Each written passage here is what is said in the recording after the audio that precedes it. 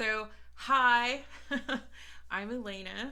And I'm David. Up, David. All right, and so it's been a little while since we've done a video, simply because, um, first off, I had to sort of figure some things out. It took a long time to upload the last video, Yeah.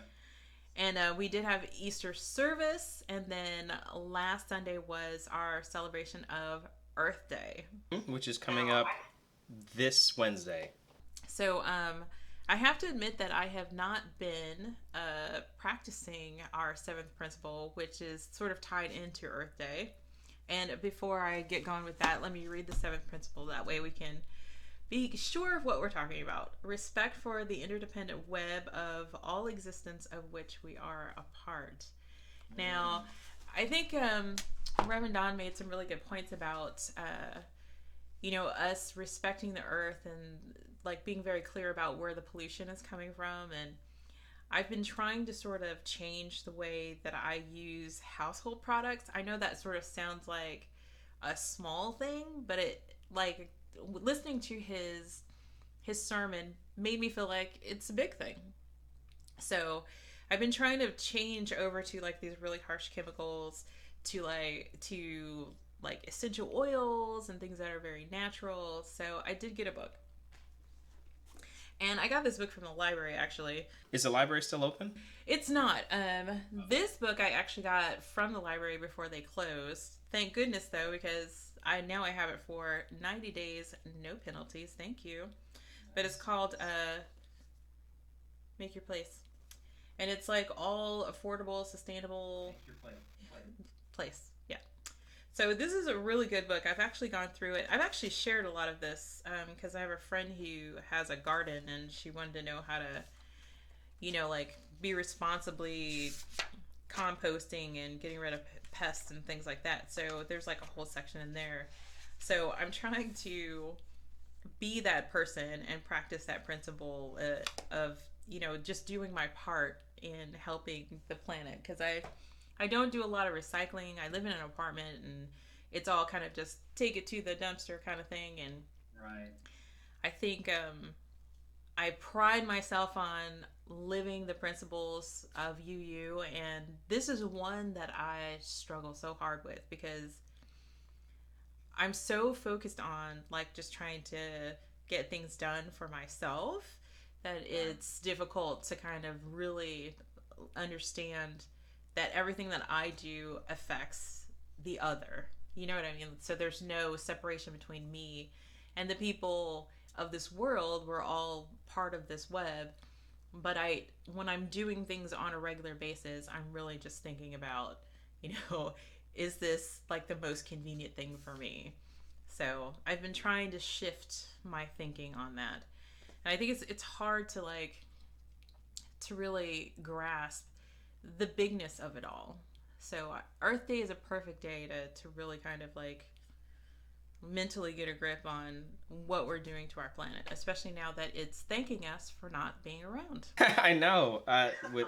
What is it? The Dolphins have returned to the Venice canals.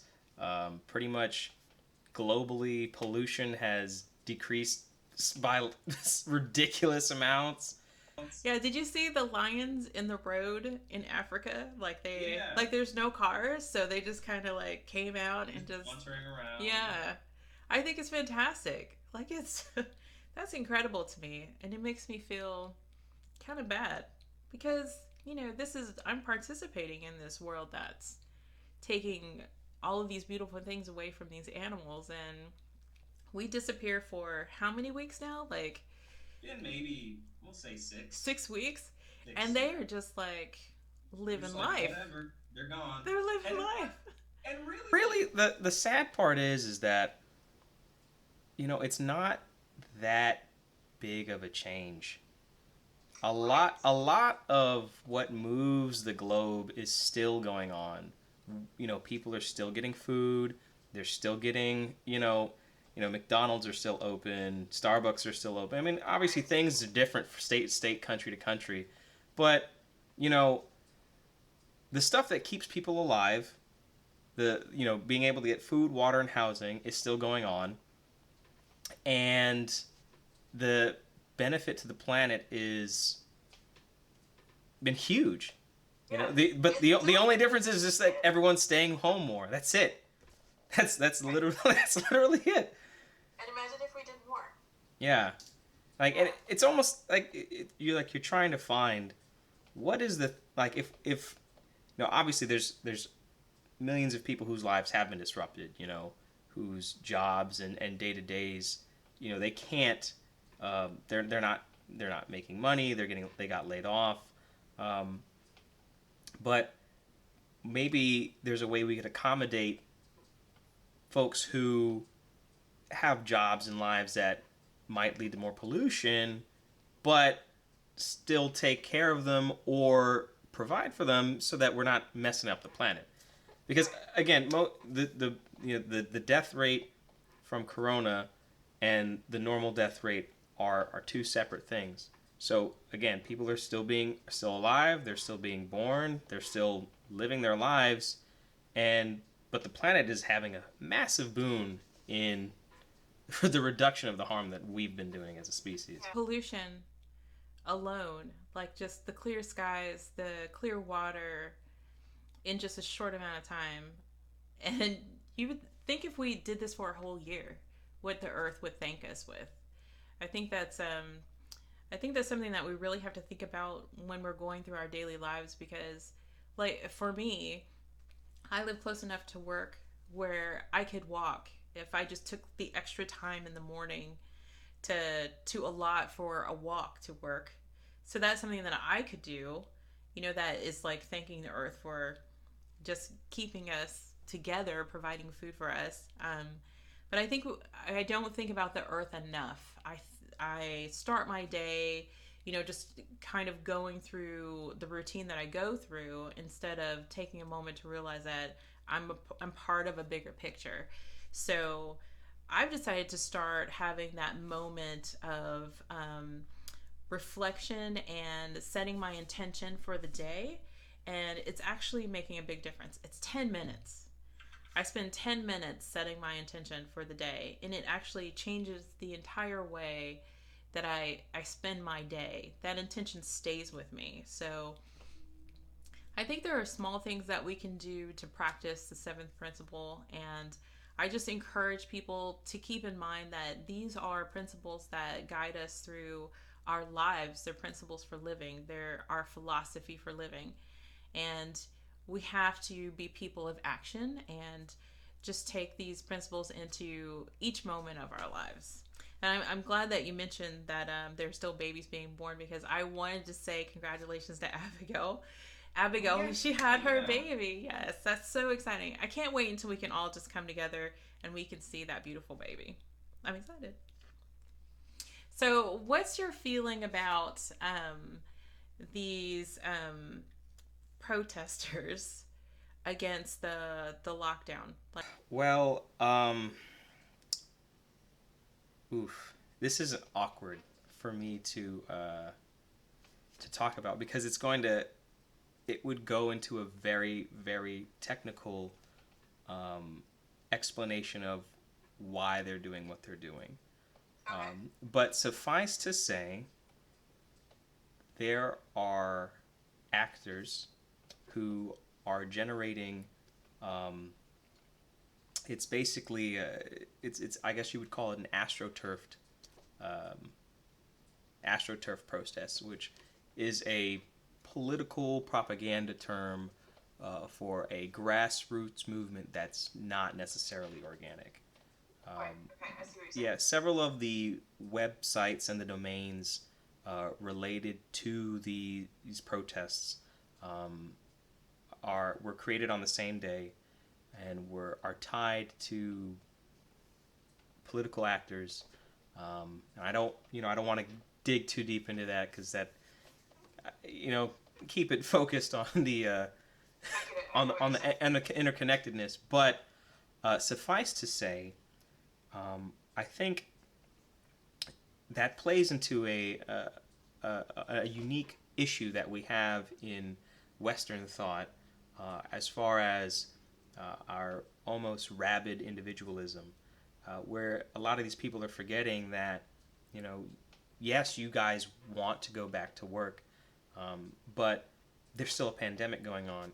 When this First World War ended, it was, concurrent with the Spanish flu, and a lot of the folks coming back from the war in 1918, it was the government was saying, "Hey, stay home, stay home," and a whole bunch of folks said, "Screw it, no, we're tired of this. There's a war going on. We want to go out and enjoy ourselves." And the second wave of the Spanish flu ended up killing more people than the war did. So we've been very fortunate that the coronavirus has not spread rapidly because we are practicing social distancing, reducing our consumption, reducing our stores are keeping people from coming inside and walking around, and it's hard to see the benefit when your life is being disrupted. But it's almost like when you take antibiotics, you've got a 10-day course of pills. You take it for 5, you feel great, you think you need to stop. Well, no, you need to finish out the course so that the virus can go away, the government can have a good response, get out a vaccine, But yeah, I think that it's a unique. It's not uniquely American, but the people are just forgetting that there is this broader circle of interdependency that they're just missing, and they're obviously not thinking about the benefits that have come to the planet because of the reduced consumption, the reduced activity of everyone. Right. So, do you think that other countries are doing better with considering their community as opposed to just thinking about their own personal needs? Well, you'd have to say yes, depending on the country. South Korea, for example, has had very high rates of testing, and because they've had very high rates of testing, they have a better. Gotta back off the military. So they have a better perspective on what the situation is on the ground with the virus. So they've been able to continue their lives on relatively unabated because they know who's sick, they know where there's clusters of the virus, and they can isolate those communities. Instead of disrupting the entire South Korean economy, and a lot of that has to do with how you structure your response. But additionally, in a lot of other cultures, almost universally around the globe, there is a recognition that a lot of what happens to the person to your left and to your right is also your responsibility as well. There's everyone's connected together, and especially in East Asian cultures, the influence of Confucianism and the collective responsibility to everyone else around you, I think contributes to the general populace not being so inclined to be, oh, I'm inconvenienced, so I have to, I want to fix what's wrong with me. Right, and that almost sounds uniquely American. I mean, I know that you're saying that it's not specifically us, like just us, but it does seem to ring true when you listen to the news. Yeah. Yeah. So that's really unfortunate. But I do like your take on, the fact that this isn't purely a grassroots protest type of thing. It's like there's some engineering behind these protests. No. Yeah. Yeah. I'm not gonna dig into that because that's. But you know what? I don't think that you need to. I think that we get it. Yeah. Yeah. We have a pretty intelligent group of people who go to our church, and I think you say a lot through just stating the fact. So I don't think that you need to go any further. Okay, so I just wanted to go through the numbers as of today for Georgia. 670 deaths. I just saw on the New York Times website, which was updated today, and that's for Georgia. I tried to see by county to see where Richmond County was, just real quickly before we got on, and I wasn't able to kind of get it together. I guess because everyone's home, like the internet here is super slow. Yeah, yeah, I've noticed that. Yeah. So that's a lot, and I feel like even though I look at the statistics for Georgia, and it does look like we've gone on the other side of the curve as far as reported cases, I still feel a certain level of anxiety about being out in public and being, like I'm not ready to like just throw the mask away and the hand sanitizer to the side. I still feel like we are in the midst of something that is still growing and moving. If you can see like how it's moving, especially here where we are, it just seems a little premature to kind of put things aside. One of the things I've noticed when I've gone out to a lot of stores, and you see the plexiglass guards in front of the cash registers, and this enforced social distancing, and queuing to check out. An observation that I've made is that these are all really new, but if we'd had that stuff before, it really wouldn't have massively inconvenienced anyone. Right. Like, and how much if not corona, then what about the flu? What about the cold? Other opportunistic infections. So um, I think what corona is going to prompt, ideally, are some incremental but permanent changes to how we interact with one another uh, with regards to concerns in the public health and preventing ourselves from getting each other sick. Right. So lessons that we are going to carry forward. Yeah. You know, that's true. I think that's very true because I think in the past when I've actually gotten a cold or a flu myself, I think I haven't worried about putting on a mask or protecting other people because I always saw that as a protection from others, right, not for others. So my thinking has changed. I see now that this is really my expression of, okay, I care about you. That's why I'm putting this mask on. And a lot of people have gotten the wrong idea about what that mask means, and our paradigm has to shift. We're now taking care of each other by wearing these masks, and I think that's an important way to think of it and continue to think of it. Take it, take that lesson. I don't think any of us are going to walk away from this pandemic, even if we don't get infected with coronavirus, thinking that this is all kind of just in the past now. It's a history thing. Um, we're all learning something that we're going to take forward. It's interesting with regards to the masks. If you ever see any video of people just walking in the street in China, Shanghai, Beijing, Right. Sichuan, the Sichuan province, Chongqing, Tokyo, people wear masks all the time in major cities, more likely to protect themselves, but they recognize that they're living in close quarters and that disease spreads.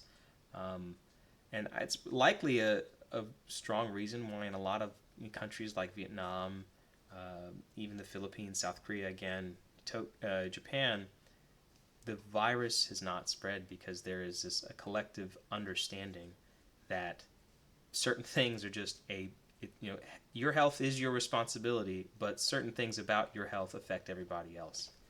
Right. And they stay home. Yeah. Right? Yeah. And they also stay home. One of the biggest lessons is about how microdroplets suspend in the air. I've actually been watching a couple of videos about the micro droplets, and how the CDC thinks that this is how the virus may be spreading amongst people. therefore the masks. Um, I did not know, like, I understand, like, when you sneeze and you cough and things like that, like, there's a spray that happens. I didn't know that when you speak, even when you're just talking, there are these micro droplets that are actually kind of suspended in the air, and you don't think about just talking to someone, giving them a kind word, that you could be giving them a virus. So again, like, this is Or something, conversely getting it from them. or getting it from them just from a conversation, and then you get that 6 feet of distance, and your chances are so much less. I mean, it's just incredible that people still want to walk up to me so very closely to my face and tell me things. And I have been very adamant about, you know moving backwards as they're speaking, and people will continually move forward. And I think that's kind of like a southern thing. It's like an intimacy between conversations with people who are from the south. It's very difficult to like get away from that zone of we're having a conversation just us, and just back up and say, okay, I'm going to talk to you, but it's going to be from a distance. I have to actually enforce that myself, the 6 feet. And I encourage people to do that, because I have noticed conversations of people who are basically face to face, and it is very disturbing. It makes me feel something inwardly, like, come on, guys, come on, we know 6 feet. So with that, we could talk about this all day, but I think we should probably wrap it up. Mm-hmm. Yes, because we both have lives to live. So I did want to share something uh, with regards to the seventh principle and the interconnectedness. It's the Stoic Principle of oikiosis. It's this came from the Stoic philosopher Hierocles, and I just wanted, it's just a little blurb from the Wikipedia page I thought would be appropriate. In his Elements of Ethics, the philosopher Hierocles began his account of oikiosis by looking at the beginning of the life of animals. In the initial stage of perception, an animal is only aware of their bodies and sensations as belonging to itself. This awareness is the proton oikion, the first thing that one is familiar of. This self-awareness is continuous as well as dependent on the perception of external objects.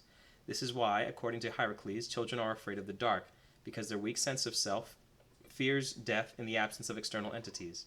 Hierocles argued that the impulse of self-preservation arises out of oikiosis. An animal, when it has received the first perception of itself, immediately becomes its own and familiar to itself and to its constitution. In perceiving itself and becoming familiar to itself, an animal finds value in itself and its own well-being. So that's the centralized, individualized portion of oikiosis. However, Hierocles divided the many forms of oikiosis as internal and external. Internal forms of oikiosis included appropriation of the self as well as one's constitution. External forms included familiarization with other people and an orientation toward external goods. Oikiosis is the basis of Hierocles' theory of appropriate acts because it is in accordance with nature, since animals use appropriation to protect themselves externally and thus care for others, such as their offspring or our neighbors. This is a duty because, according to Cicero, all duties derive from the principles of nature. In Hierocles' other work, On Appropriate Acts, he outlined a theory of duty based on concentric circles, beginning with the self, then our immediate family. Hierocles outlined how humans can extend their oikiosis towards other human beings in widening circles, such as our ethnos, so our countrymen, and then out to the entire human race. The distance from the center acts as a standard by which we may measure the strength of our ties and therefore our duties toward other people. Hierocles argued that there was an ethical need for a contraction of circles, to reduce the distance between the circles as much as possible, and therefore increase our familiarization with all of mankind. That's awesome. And in addition, now since we are also aware of, it's not just mankind, but the whole planet, we can take those circles and bring it out even further to, the animals around us, the ones that feed us, the plants that feed us, the ones that we see in nature, the ones we don't see in nature, but might do something for us. So the principle of oikiosis, I think, ties very well into the seventh principle of UU and being aware of yourself, but recognizing you're part of an interconnected whole and bringing that whole into yourself so that you're more inclined to take care of it. That's beautiful. I love that. I'm really glad that you read that. And you're going to have to send that to me because I want to keep it and remind myself. I like that. I really do. I love the fact that we share information like that. That's fantastic. So we will close on that. And with that, I would like to say that I miss everybody. And I can't wait to go back to church. I am getting recipes together. So as soon as we get a chance to get back together, I'm going to feed everybody because these recipes have to be made. So just be safe and remember to give to the church because they still have bills to pay.